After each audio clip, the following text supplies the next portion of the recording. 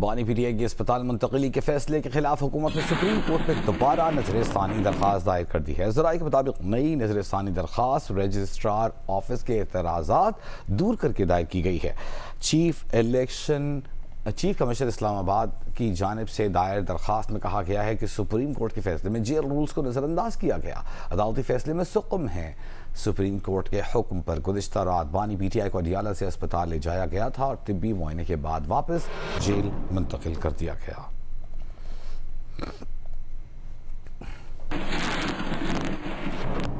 وزیر اطلاعات عطا اللہ تارڑ نے بتایا ہے کہ عمران خان کا گزشتہ رات طبی معائنہ پیمز اسپتال میں ہوا، شفا اسپتال لے جایا ہی نہیں گیا۔ شفا اسپتال کے باہر اور راستے میں پی ٹی آئی کارکنوں نے سیکیورٹی کی صورتحال پیدا کر رکھی تھی، جس کے باعث طبی معائنہ پیمز اسپتال میں کروایا گیا، جس میں شفا اسپتال کے ڈاکٹرز بھی موجود تھے۔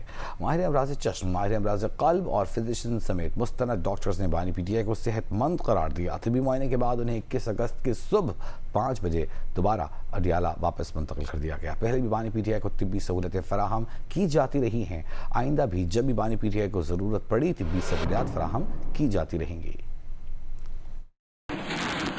وفاقی وزیر برائے پارلیمانی امور طارق فضل چودھری کا کہنا ہے کہ بانی پی ٹی آئی کے طبی معائنے اور تشخیصی مراحل میں عظمیٰ خان یعنی کہ بانی کی بہن ساتھ رہیں۔ ماہر ڈاکٹروں کے بورڈ نے معائنے کے بعد بانی پی ٹی آئی کی طبی حالت مستحکم قرار دی۔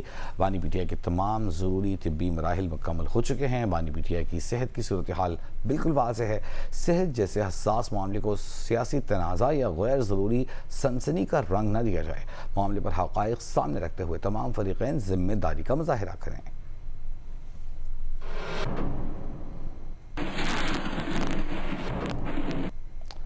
قومی اسمبلی کی لابی میں اپوزیشن کی مشترکہ پارلیمانی پارٹی کا اجلاس شروع ہو گیا ہے، جس میں بانی پی ٹی آئی کی صحت سیاسی صورتحال پر مشاورت کی جا رہی ہے۔ کوشش کریں گے تفصیل حاصل کر سکیں۔ حیدر شیرازی ہمارے ساتھ ٹیلی فون لائن پر موجود ہیں۔ حیدر، بتائیے گا، آج پہلے تو سینٹ کا اجلاس ان کی اپنی ہی سینیٹر کی جانب سے کورم کی نشاندہی پر ختم کرنا پڑا، ملتوی کرنا پڑا، اور اب اجلاس ہو رہا ہے۔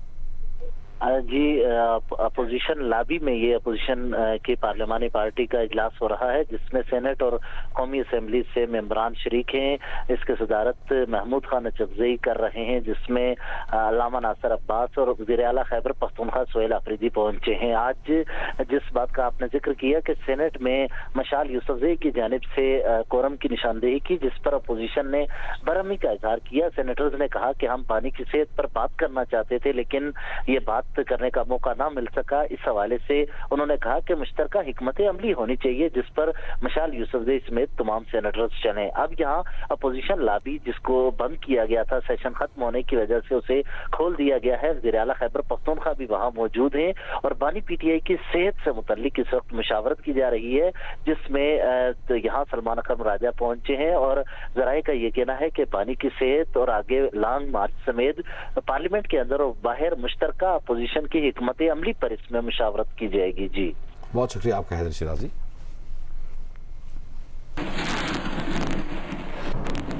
Chairman P T I barrister Gohar نے کہا ہے کہ بانی پی ٹی آئی کو شفا اسپتال منتقل نہ کر کے عدالتی حکم کی خلاف ورزی کی گئی۔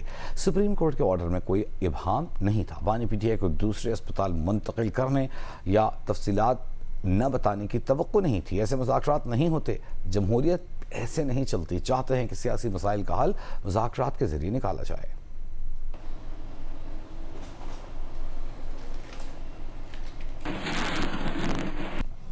اور لیڈز ٹیسٹ کے حوالے سے آپ کو بتائیں کہ کھیل کا تیسرا دن، پہلے سیشن کا کھیل، اور انگلینڈ کی پوری ٹیم 409 رنز بنا کر آؤٹ ہو گئی ہے اور 238 رنز کی مجموعی برتری پاکستان پر حاصل کر لی ہے۔ پاکستان نے پہلی اننگز میں صرف 171 رن بنائے تھے، ساری ٹیم آؤٹ ہو گئی تھی۔ آج جب انگلینڈ کی ٹیم کھیلنے آئی تو تیز انہوں نے کھیلا اور 409 رنز پر پوری ٹیم آؤٹ ہو گئی ہے۔ علی عثمان نے 5 وکٹیں حاصل کی ہیں پاکستان کی جانب جانب سے، جبکہ محمد خرم شہزاد نے 3 وکٹیں حاصل کی ہیں، محمد عباس نے 1 اور محمد علی کے حصے میں 1 وکٹ آئی۔ انگلینڈ کی جانب سے اگر ہم آپ کو بتائیں تو سب سے ہائیسٹ سکور ہیری بروک نے سکور کیا، 91 رنز بنائے، 93 گیندوں کا سامنا کیا، جبکہ 73 رنز کے ساتھ جارڈن کاکس جو تھے وہ دوسرے زیادہ رنز بنانے والے کھلاڑی رہے۔ پاکستان کو 238 رنز بنانے ہیں، دوسری اننگز ہے، فالو آن سے بچنے کے لیے پاکستان کو اچھا کھیلنا ہوگا اننگز کی شکست سے بچنے کے لیے۔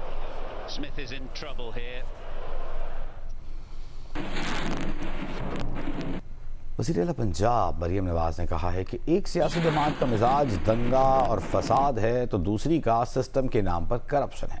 کاش یہ جماعتیں نون لیگ کی طرح کام کر رہی ہوتی تو آج ملک ترقی کر رہا ہوتا۔ سیاسی جماعتوں کی ساری توجہ مسلم لیگ نون پر ہے، حالانکہ انہیں عوامی خدمت، ڈیلیوری اور پرفارمنس پر توجہ دینی چاہیے۔ اس کے برعکس مسلم لیگ نون کا مزاج خدمت اور ترقی ہے۔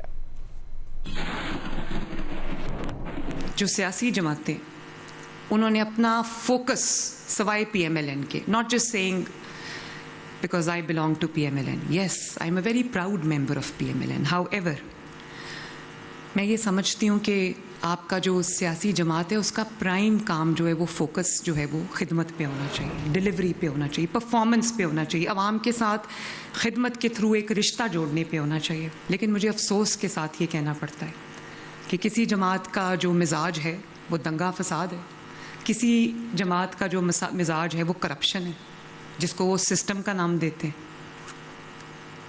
مسلم لیگ نون وہ جماعت ہے جس کا مزاج خدمت ہے، ڈیولپمنٹ ہے، پروگریس ہے، and I am proud to be a member of P M L N. کیونکہ ابھی میں نے جس پی آئی سی کا نام لیا، پاکستان کے جس شعبے کو اٹھا کے دیکھ لو، جس خدمت کے کسی اسکیم کو، پروجیکٹ کو اٹھا کے دیکھ لو، اس کے اوپر صرف ایک نام ہے، وہ ہے محمد نواز شریف یا پی ایم ایل این۔ تو کاش اور جماعتیں بھی یہ کام کر رہی ہوتی تو جو ملک ہے وہ تیزی سے ترقی کر رہا ہوتا۔ پشاور ہائی کورٹ میں صوبائی وزیر مینا خان کی پی سی ایل میں نام ڈالنے کے خلاف توہین عدالت کی درخواست پر سماعت ہوئی۔ جسٹس اعجاز انور نے وفاقی سیکرٹری داخلہ D G F I A اور ڈی جی امیگریشن کو 7 ستمبر کو ذاتی حیثیت میں طلب کر لیا ہے۔ ماہم قریشی نمائندہ جی نیوز ہمارے ساتھ موجود ہیں۔ کیوں ڈالا گیا ہے صوبائی وزیر مینا خان آفریدی کا نام پی سی ایل میں؟ ماہم جی بالکل، پشاور ہائی کورٹ نے صوبائی وزیر مینا خان آفریدی کا نام پاسپورٹ کنٹرول لسٹ میں شامل کرنے کے خلاف توہین عدالت کی درخواست پر وفاقی سیکرٹری داخلہ D G F I A اور D G passport and immigration کو آئندہ سماعت پر ذاتی حیثیت میں طلب کیا ہے۔ درخواست پر سماعت جو ہے جسٹس اعجاز انور نے کی۔ دوران سماعت وکیل درخواست گزار نے عدالت کو بتایا کہ مینا خان آفریدی کو برطانیہ کی ایک یونیورسٹی نے دعوت دی تھی۔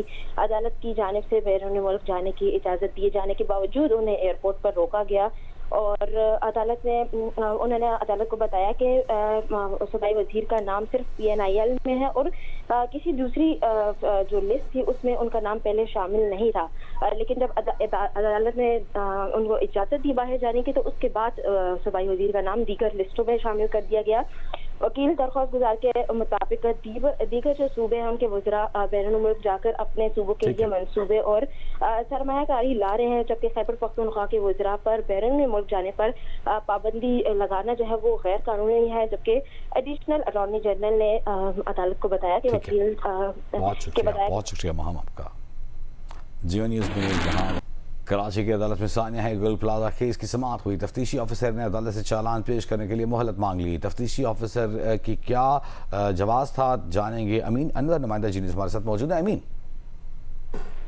جی بالکل، جوڈیشل مجسٹریٹ جنوبی کی عدالت میں ثانیہ گل پلازا کیس کی سماعت ہوئی ہے، جس میں تفتیشی افسر عدالت میں پیش ہوئے ہیں اور انہوں نے عدالت کو بتایا کہ کیس کی جو تفتیش ہے وہ مکمل کر لی گئی ہے اور تمام اداروں کے جن کے بیانات عدالت نے ریکارڈ کرنے کا کہا تھا، جس میں rescue 11 fire brigade S B C A سمیت دیگر جو ادارے ہیں ان کے بیانات قلم بند کر دیے ہیں اور ان کی رپورٹس بھی حاصل کر لیے گئے ہیں، اور ان بیانات کی روشنی میں کس سرکاری ادارے کی کیا غفلت اور لاپرواہی تھی اس کی بھی نشاندہی کر لی گئی ہے۔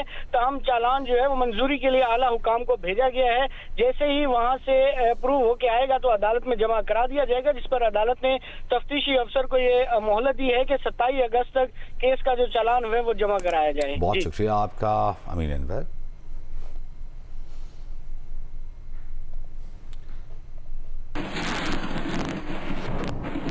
حیدرآباد کے علاقے قاسم آباد شیدی گوٹ میں زیر زمین گیس پائپ لائن میں دھماکے سے 2 افراد زخمی ہو گئے۔ پولیس کے مطابق دھماکے سے سڑک کو نقصان پہنچا ہے۔ حیدرآباد کے علاقے قاسم آباد شیدی گوٹ میں زیر زمین گیس پائپ لائن میں دھماکے سے 2 افراد زخمی ہو گئے ہیں۔ پولیس نے بتایا ہے کہ سڑک کو نقصان پہنچا ہے، 2 افراد زخمی ہو گئے ہیں۔ اسکرین پر مناظر بھی اس وقت آپ دیکھ سکتے ہیں۔